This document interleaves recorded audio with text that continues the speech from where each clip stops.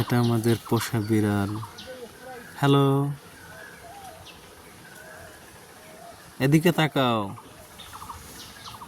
বাচ্চাটা, এদিকে তাকাও, তাকাও। এই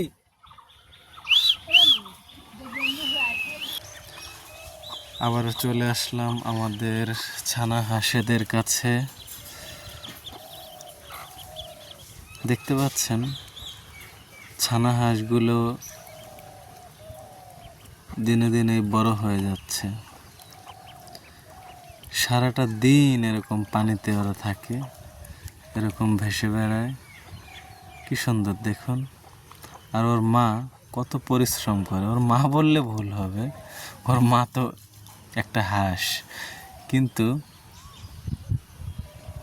এই মুরগিটাই ওর মায়ের দায়িত্ব পালন করে। এই মুরগিটা ওর নিজের বাচ্চাই ভাবে। একটা মা হলে যে দায়িত্ব সেটার পুরোটাই পালন করে।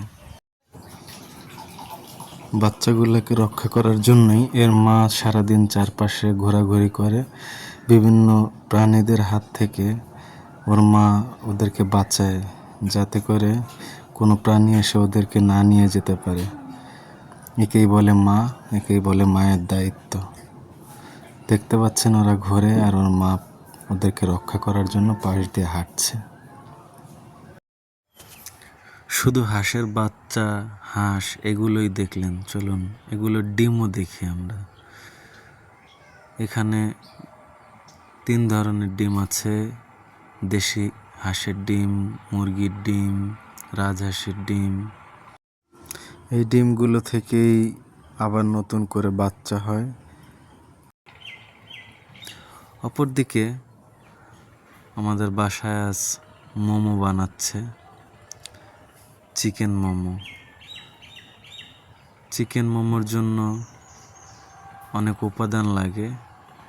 সলিড মুরগির যে মাংস থাকে সেটিকে ব্লেন্ড করে, তারপর তার সাথে কাঁচা পেঁয়াজ কুচি, মরিচ কুচি, তার সাথে ধনিয়া পাতা কুচি এবং কয়েকটি সিক্রেট মশলার সমন্বয়ে একটা পেস্ট তৈরি করা হয় এবং এর সাথে গরম তেল যুক্ত করা হয় এই পেস্টের সাথে, যাতে মুরগির মাংসের গন্ধটা সেই রুটির ভিতরে এই মাংসের এই মিশ্রণটা দিয়ে এভাবে বিভিন্ন আকৃতি দিয়ে তারপর রাইস কুকারে বা যে কোনো চুলায় এটা সিদ্ধ করে নিতে হবে।